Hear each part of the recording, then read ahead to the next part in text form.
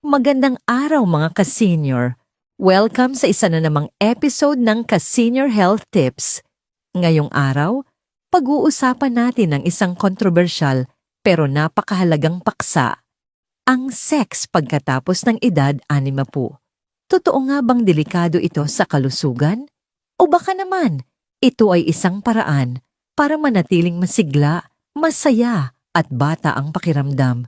Pag-uusapan natin ang mga benepisyo, mga posibleng panganib at mga paalalang medikal, lalo na para sa mga ka-senior na gusto pa ring maging active sa love life. Ang totoo tungkol sa intimacy sa matatanda.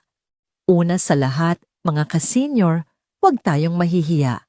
Ang pagiging intimate ay hindi lang para sa mga bata.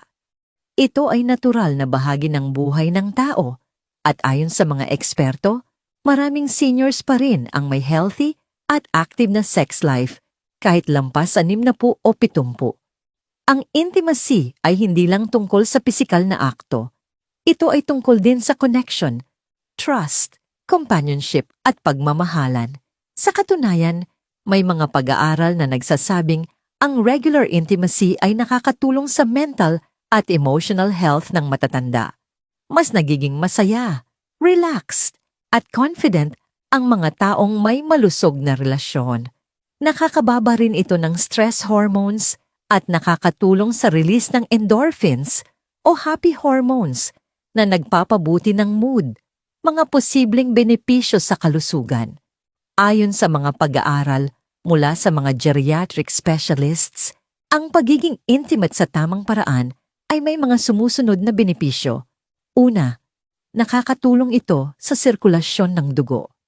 Kapag nagiging active tayo, tumataas ang heart rate at blood flow, katulad din ng mild exercise. Ikalawa, nakakabuti ito sa immune system. Ang mga taong emotionally connected at physically active ay mas bihirang magkasakit dahil bumababa ang stress levels. Ikatlo, nakakabuti ito sa pagtulog. Pagkatapos ng physical intimacy, naglalabas ang katawan ng oxytocin na nakakatulong mag-relax at makatulog ng mahimbing. At ikaapat, nakakatulong ito sa pagpanatili ng self-esteem. Para sa maraming seniors, ang pakiramdam na mahal ka at gusto ka pa rin ay nagbibigay ng confidence at sigla sa araw-araw. Pero may mga dapat ingatan. Siyempre, mga ka-senior, gaya ng lahat ng bagay, may mga paalala rin. Habang tumatanda, nagbabago ang ating katawan. Kaya kailangan nating maging maingat. Una, kung may sakit sa puso, high blood pressure, o diabetes, mainam na kumonsulta muna sa doktor bago maging physically active sa ganitong paraan. Bakit? Dahil ang sex ay isang uri rin ng physical exertion, parang pag-akyat ng hagdan o paglalakad ng mabilis. Kung may problema sa puso, maaring tumaas ang heart rate ng biglaan. Ikalawa, iwasan ang self-medication. Marami sa atin ang nadadala sa mga over-the-counter na gamot para tumagal o lumakas. Pero tandaan, hindi lahat safe para sa senior bodies. May mga pampagana o pampatigas na may side effects sa blood pressure at kidney function. Ikatlo, huwag kalimutang mag-practice ng hygiene at safety. Totoo, kahit seniors na, may risk pa rin ng infection kung hindi maingat. Walang edad ang kalinisan at pag-iingat. At ikaapat, pakinggan ang katawan mo. Kung nakakaramdam ng pagod, hilo, pananakit ng dibdib o hirap sa paghinga, itigil agad at magpatingin sa doktor. The emotional side, hindi lang katawan, puso rin. Maraming seniors ang natatakot o nahihiya pagdating sa usaping ito, lalo na kapag nagbago na ang katawan. Ngunit tandaan, ang intimacy ay hindi lang tungkol sa performance, kundi sa koneksyon. Minsan, sapat na ang yakap, hawak sa kamay, o simpleng pag-uusap bago matulog. Ang closeness ay dumarating sa maraming paraan. Hindi kailangang pisikal lang. Kung may partner ka, pag-usapan ninyo ng bukas at tapat. Maraming couples na matagal nang mag-asawa ang nagiging mas malapit pa nga sa pagtanda dahil mas malalim na ang tiwala at pag-unawa sa isa't isa.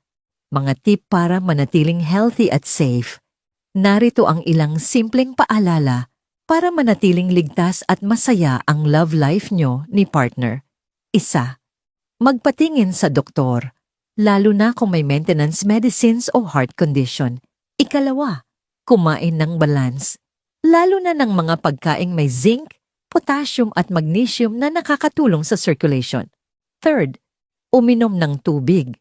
Hydration ay importante sa energy at kalusugan. 4. Mag-ehersisyo. Kahit simpleng stretching o paglalakad araw-araw ay malaking tulong. 5. Mag-usapan ng feelings.